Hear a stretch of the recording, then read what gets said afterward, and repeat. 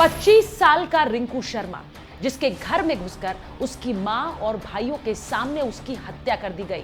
किस तरह से पीट पीट कर रिंकू को मार दिया गया। रिंकू की हत्या का एक सीसीटीवी फुटेज सामने आया है और इस फुटेज में आप साफ देख सकते हैं कि कैसे कुछ लोग घर के अंदर घुसते हैं और कैसे वहां पर उपद्रव मचाते हैं। चीखने की, चिल्लाने की आवाजें आ रही हैं। रिंकू की पीट पीट कर हत्या कर दी गई। लेकिन सवालों के दायरे में वो लोग हैं जो इस हत्या के बाद भी चुप है। इस हत्या को लेकर दिल्ली पुलिस और परिवार के जो बयान सामने आ रहे हैं उनमें मेल नहीं है। पहले मैं परिवार की बात करती हूँ। परिवार में मां ने कहा कि रिंकू राम मंदिर निर्माण के लिए काम कर रहा था। राम मंदिर निर्माण के लिए वो चंदा इकट्ठा कर रहा था, वो बजरंग दल का सदस्य था और मां का कहना है कि इसी वजह से उसकी हत्या हुई है। उसने मरते हुए भी जय श्री राम का नारा लगाया। माँ की बात पहले मैं आपको सुनाती हूँ। हाँ, ले गए बेटा अंदर से खींच के, डंडे मारे, यहाँ से थोड़ा मेरे बच्चे का, यहाँ चक्कू घुसेड़े। तो घर में कोई नहीं था, मेरा एक छोटा बच्चा था, उसके पापा भी बीपी के पेशेंट। बस मैं रोती रही और बोला मम्मी जय श्री राम।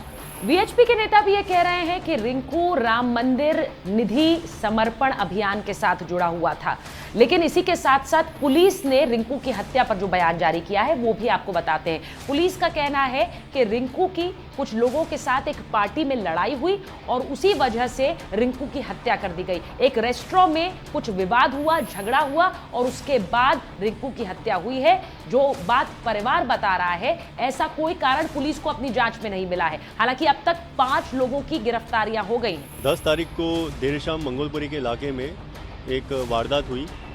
ये वारदात की शुरुआत एक बर्थडे पार्टी से हुई जिसमें कुछ लड़के इकट्ठा हुए थे।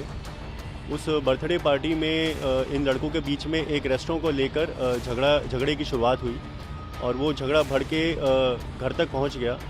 तो उस झगड़े के दौरान एक रिंकू नाम के लड़के की, जिसकी उम्र 25 साल थी, उसकी चाकू लगने के कारण डेथ हुई है। पहले लड़के को चाकू लगा, उसको अस्पताल में भर्ती कराया गया था, दौरान इलाज उसकी डेथ हुई। लेकिन इससे विपरीत मैं आपको उस रेस्टोरेंट मैनेजर की भी बाइट सुनाती हूं जिसमें यह कहा जा रहा है कि झगड़ा हुआ। उस रेस्टोरेंट के मालिक का कहना है कि वहां उस रात कोई झगड़ा हुआ ही नहीं। इसको भी सुनिए। कुछ ने अपना नॉर्मल खाना खाया, चले गए, बिल दिया अपना। यहाँ कोई लड़ाई झगड़ा वाली कोई बात नहीं, यहाँ कोई टेक नहीं करा, कोई कुछ नहीं करा।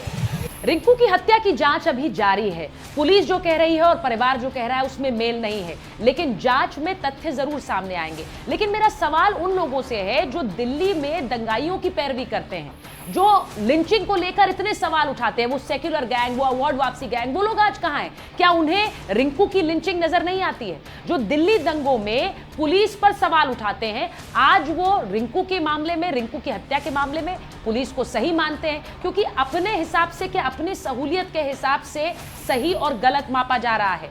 सवाल उनसे भी है, उन राजनीतिज्ञों से जो पुलिस पर ट्रैक्टर चढ़ा देने वालों को तो शहीद कहते हैं, लेकिन रिंकू के घर झांकने तक नहीं जाते हैं। उन सब से सवाल है। सबसे बड़ी बात यह है कि मानवता हमारी आंखों के सामने मरती जा रही है। जब रिंकू की मां का दर्द आप देखेंगे, उनकी आंखों के आंसू आप देखेंगे, तो आप समझ पाएंगे कि एक बच्चे के बिछड़ने का दर्द क्या होता है और ये किसी भी मां के साथ नहीं होना चाहिए। और इसीलिए रिंकू को इंसाफ मिले, यही उम्मीद, यही आस है। हर बड़ी खबर सबसे पहले आप तक पहुंचे, इसके लिए सब्सक्राइब करिए रिपब्लिक भारत।